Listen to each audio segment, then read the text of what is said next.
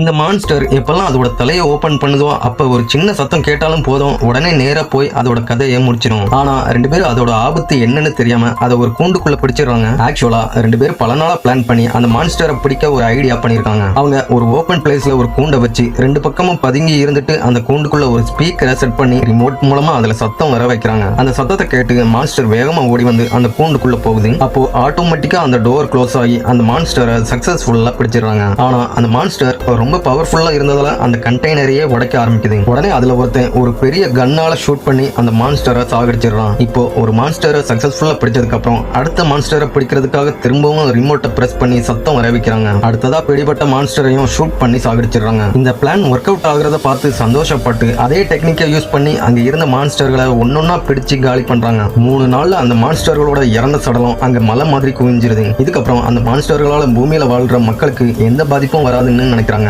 அப்படியே ரெண்டு பேரும் லஞ்ச் சாப்பிட்டுட்டு அதே வேலையை திரும்பவும் கண்டினியூ பண்ண ஆரம்பிக்கிறாங்க. அப்போ ஒரு மான்ஸ்டர் கூண்டுக்குள்ள வந்ததும் திடீர்னு அந்த ரிமோட் ஒர்க் ஆகல. அதனால அந்த மான்ஸ்டர் கூண்டுக்குள்ள இருந்து வெளியே வரதை பார்த்து பதட்டப்பட ஆரம்பிக்கிறாங்க. அப்போ அவன் உடனே அந்த ரிமோட்டை கழட்டி அதை சரி பார்க்கறான்.